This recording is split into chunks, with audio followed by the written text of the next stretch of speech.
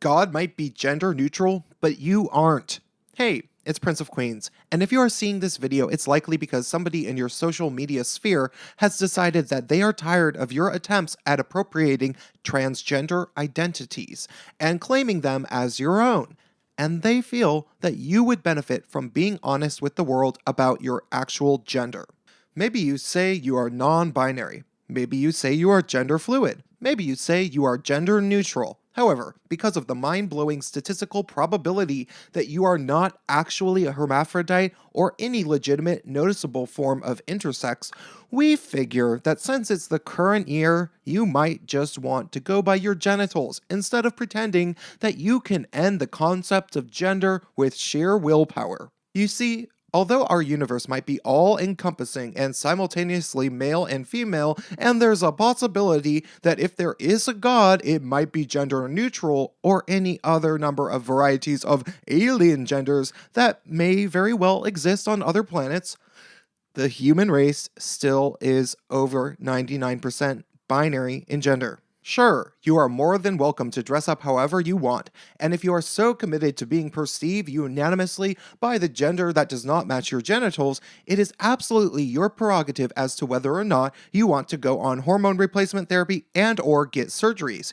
You can, in fact, choose to transition, and most people will respect your pronouns. However, if you are not committed to taking such drastic steps to go outside of the gender mold that you were born into, and hormone replacement therapy and surgeries are legitimately drastic steps, you might want to consider stopping telling people that you are trans, or even non-binary.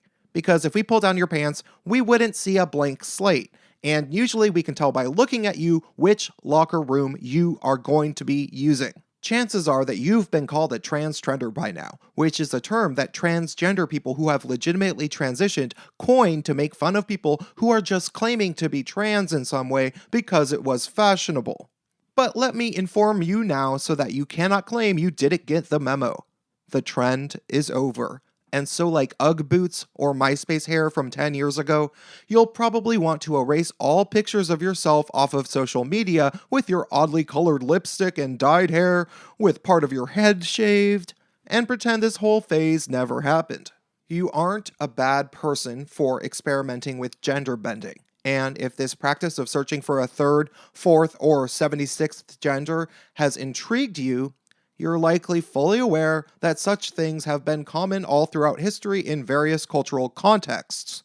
In fact, this was common even just 20 years ago in the 90s, when drag queens were huge, and even straight guys often had little transvestite moments and went out to see the Rocky Horror Picture Show, which used to regularly screen at midnight on Saturday nights in a lot of cities. You see, you really haven't done anything original here by dyeing your hair some pastel color and wearing androgynous clothing.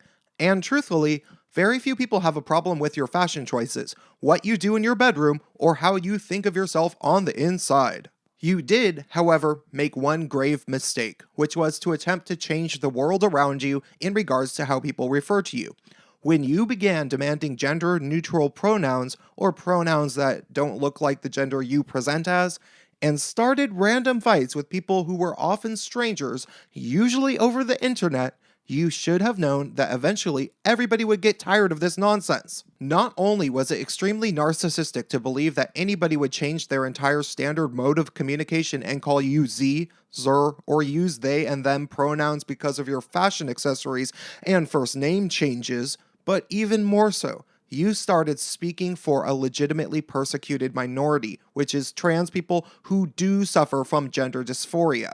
Remember how embarrassing it was when you first heard about Rachel Dolezal?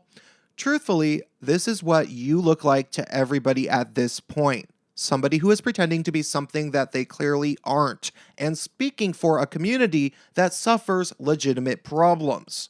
It's embarrassing to trans people in the way that black people were embarrassed when they heard about that woman, and you embarrass other members of the LGBT community as well. I'm a gay man, and non-binary identified cis people who claim that they are more discriminated against than I am because they are supposedly trans really get under my skin.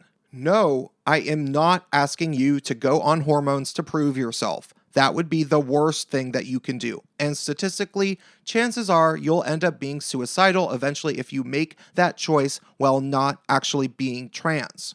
I really don't care if you change the way you dress. If you like your fashion choices, fine. You are more than welcome to wear whatever you want. I personally like people who defy gender conventions, but it doesn't mean that biology doesn't exist and that you aren't either male or female. Reality is defined as what exists regardless of whether you believe in it or not. So please, just admit that you are cis with some masculine or feminine features.